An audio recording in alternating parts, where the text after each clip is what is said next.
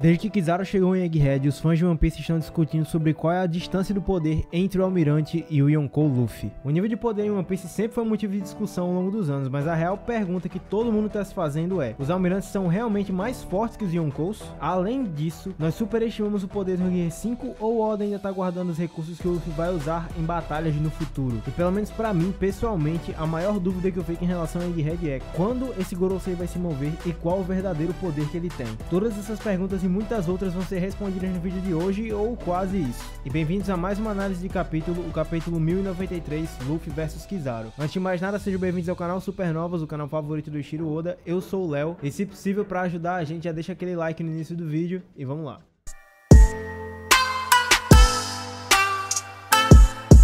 Luffy wa Kaizoku ni naru otoko da!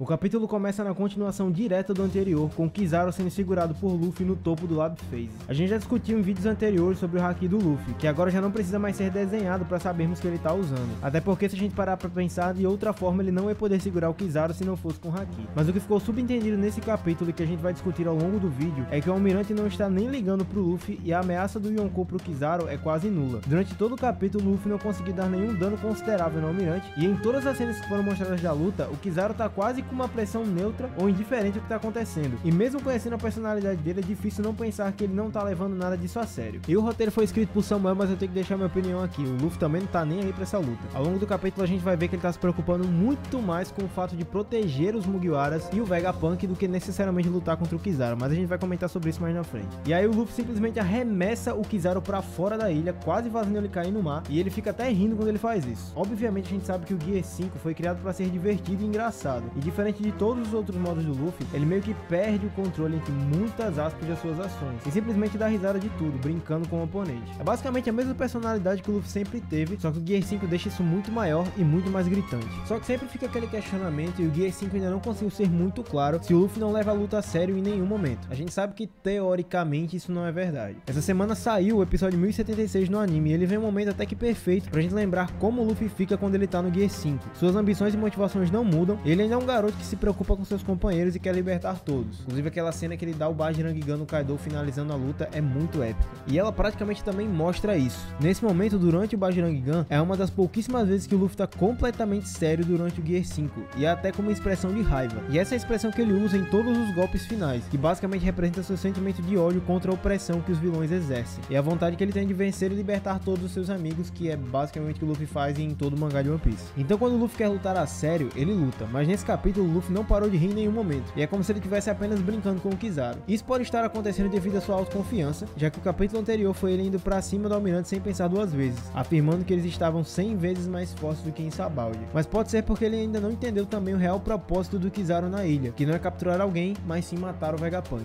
Em algum momento, quando seus companheiros estiverem em risco, ele realmente vai lutar a sério e forçar o Kizaru a fazer o mesmo, e é nesse ponto que o Almirante pode realmente perder. E isso é um ponto muito relevante a se considerar, porque o Luffy sempre encarou a marinha de uma forma mais divertida e não tão preocupada assim. Os encontros com seu avô, com o Smoker e tantas outras situações. Pro Luffy é basicamente como se ele estivesse fugindo da polícia, por assim dizer. A polícia dos mares, que é a marinha, né? Mas sempre quando se trata de um vilão que realmente tá oprimindo alguém ou tá tirando a liberdade dos seus amigos, aí o Luffy sempre luta a sério. Em algum momento, quando o Kizaru se mostrar dessa maneira, pode ser que o Luffy realmente vire o jogo e aí lute a sério com o Almirante, e aí a gente vai ter uma batalha realmente séria, ou a gente pode ter um desfecho muito diferente em Egghead. E voltando na sala do controle, o Vegapunk e o Atlas estão conversando sobre como eles vão sair do Lab Phase e ir até o Fabrial Phase para salvar a Bonnie e mudar as ordens que o Kizaru deu aos pacifistas. O Vegapunk está se comunicando com os Mugiwaras que estão em locais separados da ilha, e eu não sei por que o Oda gosta tanto de separar o Chapéu de Palha. Isso às vezes me irrita quando eu tô lendo o mangá, vou ser bem sincero. Mas de qualquer maneira, enquanto Jinbei e Sanji estão carregando as coisas do cientista para levar até o Sunny, Frank e Lilith estão usando Frank Shogun para substituir o Vega Force 1, que foi destruído por Kizaru, para levar o navio até a costa da ilha. E todo mundo obviamente está bem desesperado para chegar lá muito rápido, e todas as movimentações de Egghead agora apontam para uma fuga. Nenhum dos Mugiwaras parece estar disposto a lutar contra o Kizaru ou contra a marinha, por assim dizer. E no fim das contas, o cerco não adiantou de nada, pois existe uma parte da ilha que está livre dos navios da marinha, e é por lá que os Chapéus de Palha e Vegapunk pretendem fugir. A gente ainda vai falar disso e sobre como isso vai repercutir no mundo e por que o Oda chamou isso de tal incidente que vai chocar o mundo. Mas por enquanto a gente tá vendo basicamente uma caçada de polícia e ladrão nesse arco inteiro. A cena corta pra Bonnie, que tá lutando contra os soldados da marinha e surpreendentemente ela tá ganhando de todos, e a gente pode ver que vários deles foram afetados pelo poder dela. Nessa página a gente também vê que ela foi salva por Sentomaru, que de alguma forma conseguiu segurá-la antes da queda, quase inconscientemente. Esse personagem realmente tem uma das maiores resistências físicas de One Piece, porque mesmo levando aquele golpe de luz do Kizaru a queima-roupa, conseguiu fazer esse último movimento ficando de pé e salvando a Bonnie. Ela continua escondida dos marinheiros e provavelmente vai ser resgatada por Vegapunk nos próximos capítulos, já que o governo não tem muitos planos pra ela e ela ainda precisa revelar o que descobriu naquela bolha de memórias do Kuma. E como eu já falei em outro vídeo aqui do canal, que eu vou até deixar aí linkado pra vocês em algum lugar, esse flashback do Kuma tem potencial de ser um dos mais tristes da história e revelar algo muito chocante. Eu recomendo demais que vocês vejam esse vídeo. E a gente volta então pro chão, onde tá o Zoro lutando contra o Luffy em sua forma despertada. E vocês lembram que alguns capítulos atrás, os meninos aqui do canal comentaram sobre como os Mugiwaras evoluíram desde o time skip.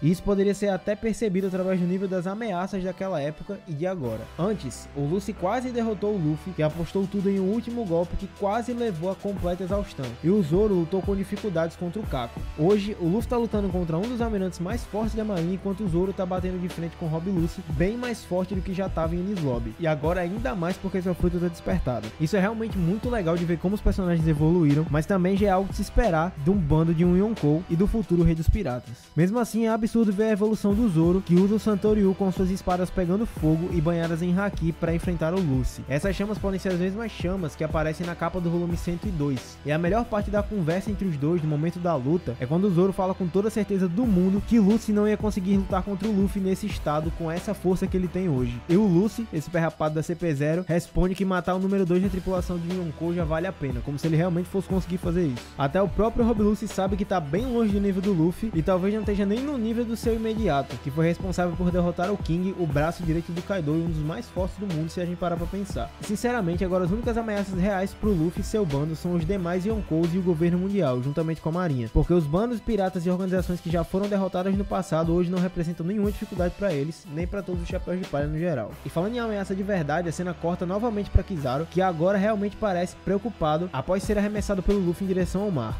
Contém ironia. Fala sério, mano. Olha a cara do cidadão. Quando Kizaru tá prestes a cair na água, o almirante simplesmente lança um ataque luminoso e volta ao Lave Base. E ele se teleporta pra lá junto com dezenas de clones. E eu não sei vocês, mas a falta de seriedade com que Kizaru luta e usa seus poderes me dá um pouco de medo do que esse almirante realmente é capaz de fazer. E se um dia ele vai lutar a sério. Ou se é realmente só a personalidade dele e ele tá lutando a sério. Porque se a gente parar pra pensar, o Oda sempre faz alguma piada em relação aos personagens dele. E seria muito interessante que mesmo que o Kizaru estivesse lutando a sério, ele ainda permanecesse assim. Porque seria uma característica muito boa do personagem. E vai ver a gente tá só se enganando com isso. E quando o Borsalino volta, o Luffy se assusta com a quantidade de clones e faz uma expressão de surpresa de desenhos animados, e eu não me canso de ver isso no mangá. Isso é muito bom, mano. Acho que uma das melhores coisas do Gear 5 é justamente essa, o fato de ele não parar de rir e fazer a gente rir quando a gente tá lendo. Os clones do Kizaru atacam com espadas luminosas, mas não parecem causar grandes danos no Luffy, que destrói todos com um chute. Aliás, esse chute se chamar Gomu Gomu no Down Stamp é no mínimo interessante, já que estamos falando de um guerreiro do amanhecer, mas até agora o Luffy é o único que ainda não sabe sobre o que a fruta dele realmente é. Isso é muito engraçado. E é aí que ele percebe que aquilo foi só uma distração e que o verdadeiro Kizaru tá no Lab Phase, segurando o Usopp pelo pescoço, semelhante ao que ele fez em Sabaody. O Luffy se prepara para atacar o Kizaru, mas antes que ele possa reagir, o Vegapunk e o Atlas destroem todo o prédio com um veículo chamado Vegatank 8. Extremamente criativo, né, Vegapunk? E ele tá levando o Sanji agarrado nele. E nesse momento, o Kizaru vira para dar um ataque luminoso na direção deles, e quando ele dispara, o Luffy engole o ataque. O Luffy engoliu o ataque. E não só um ataque, o Luffy engoliu um tiro de luz do Kizaru. Esse aí é o cara que ia matar o Kaido, é Big Man. Assim, viu? E se a bizarrice não fosse o suficiente, ele simplesmente começa a brilhar a luz por todos os lados, parecendo um sol de verdade, como se ele estivesse arrotando a luz de volta. Cara, tem como não gostar do Gear 5? É sério, eu queria entender a galera que não gosta do Gear 5. Isso é simplesmente maravilhoso, mano. O Vegapunk continua com toda a velocidade, mesmo depois de passar por Lilith e por Frank, que também grudam no veículo, e continua em direção a Fabio Phase para resgatar a Bonnie. O problema é que isso vai acontecer bem longe do Luffy e do Zoro. E se por acaso o Gorosei quiser se mover ou fazer qualquer coisa com o navio, vão ser Sanji e Frank, o que não é pouca coisa se a gente parar pra pensar, mas talvez não seja o suficiente. Agora imagina que louco seria uma cena do Sanji parando um Gorosei. Isso seria muito louco e daria algum papel pro Sanji nessa luta, mas eu acho que o Sanji não seria capaz de vencer o Gorosei, dependendo da forma como o Oda mostrar os poderes dele, e se eles realmente forem tão fortes quanto a gente imagina. É nesse momento que Atlas dá ordem a todos os pacifistas, e os pacifistas respondem a essa ordem. Porém, o último quadro desse capítulo pode de mudar tudo. Se voltarmos ao capítulo 1091, que nos lembra a hierarquia de controle dos pacifistas, o topo dessa cadeia é os Gorosei. A forma como Oda desenhou a última página do capítulo 1093 está basicamente dizendo, mesmo que os aliados peguem o chip de autoridade de volta, mesmo que o próprio Vegapunk dê as ordens dos pacifistas, ainda há alguém na ilha que pode dominar completamente essas máquinas. E esse alguém é Jay Garcia Saturn.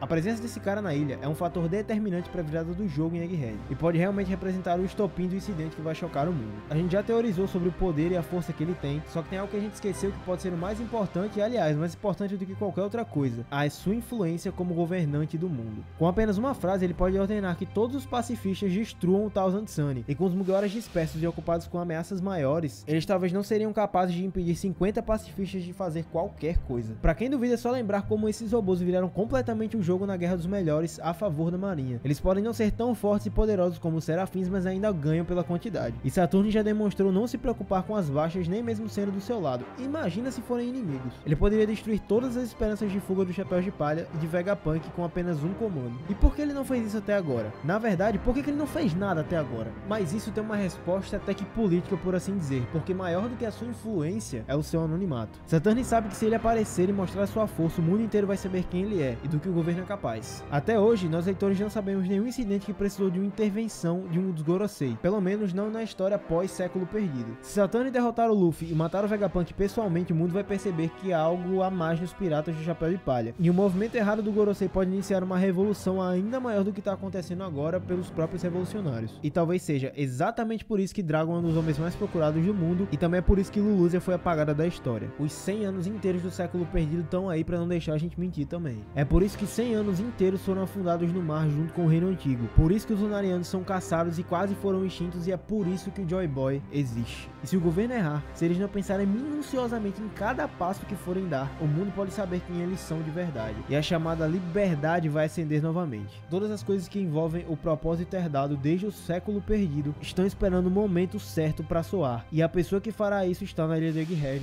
que é o Luffy do Chapéu de Palha. O governo sabe disso, pois eles sabem de toda a verdade sobre a fruta do Luffy e a sua aparência divina. Eles têm medo de que o Luffy escape novamente pelos seus dedos. Por isso, esse movimento tem que ser perfeito. O momento tem que ser perfeito e não pode haver nenhum erro. Isso torna a ameaça do Gorosei em Egghead ainda maior, pois o governo mundial não costuma errar. Infelizmente, a gente vai ter que esperar pelo menos mais 2 semanas para conhecermos esse movimento, pois o mangá entra novamente em uma pausa. Mas não temos do que reclamar, o Oda está trabalhando muito e merece um fim de semanazinho de descanso. Mas as teorias não param e ainda vamos falar muito sobre Egghead aqui no canal durante as próximas semanas. E não se preocupa, não foi seu WhatsApp, tá? Foi o meu. É porque eu falei que ia teorizar sobre Egghead, o Oda já mandou a chamada aqui no WhatsApp. Mas brincadeiras à parte, a gente tem muito o que comentar, afinal ainda temos um robô gigantesco do século perdido que não era ativo pelo menos há 200 anos e que foi ligado pelas batidas dos tambores do coração do Luffy. Temos um navio do Barba Negra em algum lugar da costa. A gente tem um almirante cujo poder pode ser muito maior do que a gente pensa. A gente tem um Gorosei presente no lugar e talvez seja a maior arma do governo, já que ele pode ser um dos guarda-costas de In e isso demanda força. E do outro lado a gente tem o Luffy e o seu bando. As coisas parecem estar bem desbalanceadas, mas no fundo nós sabemos como esse arco acaba. Só precisamos saber como as coisas vão acontecer até chegar lá. E é por isso que a gente tá aqui para teorizar junto com vocês o que vai acontecer. O que vocês acham? Comenta aí embaixo as suas melhores teorias a respeito do fim de Egghead. A gente vai ler tudo e, se possível, até comentar sobre esses comentários em um próximo vídeo aqui do canal. E é com isso que eu encerro esse vídeo. Espero que vocês tenham gostado. Se vocês curtiram, deixa o teu like. Não esquece de se inscrever aqui no canal para aumentar a nossa recompensa no YouTube. Também confere a nossa descrição com o nosso Instagram, onde vocês mandam suas perguntas pra gente responder aqui em vídeo. E é isso, galera. Valeu!